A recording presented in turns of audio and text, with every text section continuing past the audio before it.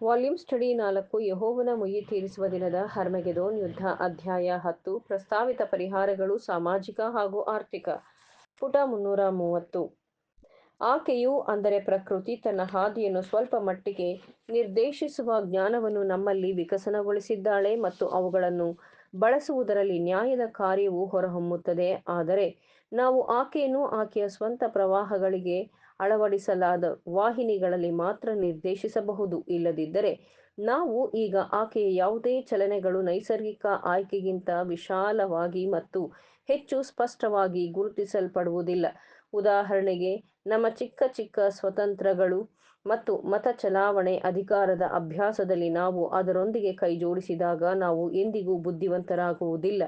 ಆದರೆ ನಾವು ಇಲ್ಲಿಯವರೆಗೆ ಜನನಾಯಕರಿಗೆ ವಿಪುಲವಾಗಿ ಆದ್ಯತೆ ನೀಡುವ ಪ್ರವೃತ್ತಿಯುಳ್ಳವರಾಗಿ ನಂತರ ನರಳಾಡುತ್ತಿದ್ದೇವೆ. ಸಮಾಜವಾದವನ್ನು ವಿಸ್ತರಿಸಲು ಪ್ರಸ್ತಾಪಿಸುವಲ್ಲಿ ಇದು ಉತ್ಪಾದನಾ ಕ್ಷೇತ್ರಕ್ಕೆ ಈ ನರಳಾಟದ ತೊಂದರೆಯು ಅಪಾಯವನ್ನುಂಟು ಮಾಡುತ್ತದೆ. ಉದ್ಯಮದ ನಾಯಕರನ್ನು ಈಗ ಸಂಪೂರ್ಣವಾಗಿ ಚುನಾವಣೆ ಮೂಲಕ ಆಯ್ಕೆ ಮಾಡಲಾಗುತ್ತಿದೆ.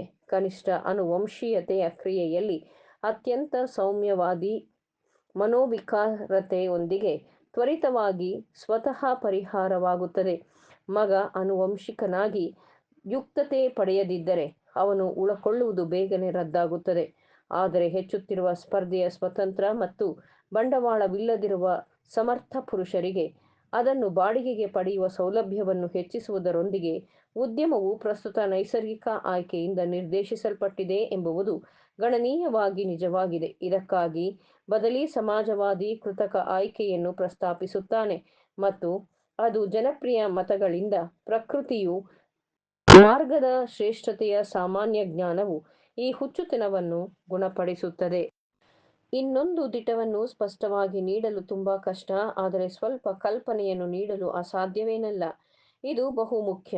ಇದು ಕಷ್ಟಕರವಾಗಿದೆ ಏಕೆಂದರೆ ಇದು ಕೆಲವು ಪ್ರಾಥಮಿಕ ಶಿಕ್ಷಣವನ್ನು ಗಮನಕ್ಕೆ ತರುವುದಿಲ್ಲ, ಏಕೆಂದರೆ ಸಿದ್ಧಾಂತವು ಸಾವಿರಾರು ವರ್ಷಗಳಿಂದ ಅದರ ವಿರುದ್ಧ ಹೋರಾಡುತ್ತಿದೆ ಮತ್ತು ಇನ್ನೂ ಹೋರಾಡುತ್ತಲೇ ಇದೆ.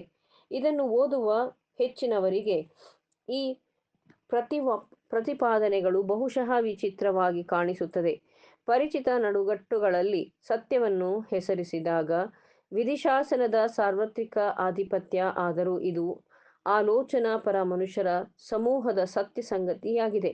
ಅವರು ಅದನ್ನು ನಂಬುತ್ತಾರೆ, ಅದು ಹಾಗಾಗದಿರಲಿ ಎಂದು ಪ್ರತಿದಿನ ಪ್ರಾರ್ಥಿಸುತ್ತಾರೆ.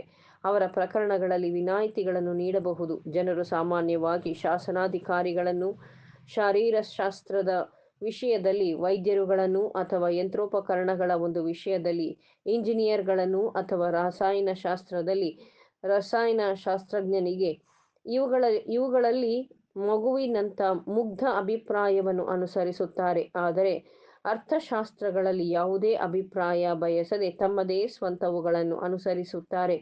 ಅಂತಹ ವಿಷಯಗಳು ಭೌತಿಕ ವಿಷಯಗಳಂತೆ ನೈಸರ್ಗಿಕ ಅಂದರೆ ಪ್ರಕೃತಿ ನಿಯಮಗಳ ನಿಯಂತ್ರಣದಲ್ಲಿರುತ್ತವೆ ಎಂದು ನಮಗೆ ತಿಳಿದಿಲ್ಲ. ಆ ನಿಯಮಗಳನ್ನು ಕಂಡುಹಿಡಿಯಲು ಅಥವಾ ಈಗಾಗಲೇ ಕಂಡುಕೊಂಡಿರುವುದನ್ನು ಕಲಿಯಲು ವಿಶೇಷ ಪರಿಶೀಲನೆ ಅಗತ್ಯವಿದೆ. ತಿಳುವಳಿಕೆ ಇಲ್ಲದೆ ಅವುಗಳ ವಿರುದ್ಧವಾಗಿ ಸಂಶೋಧಿಸಿದರೆ ಮಾರಣಾಂತಿಕ ವಿಪತ್ತು ತಂದುಕೊಳ್ಳಬೇಕಾಗುವುದು.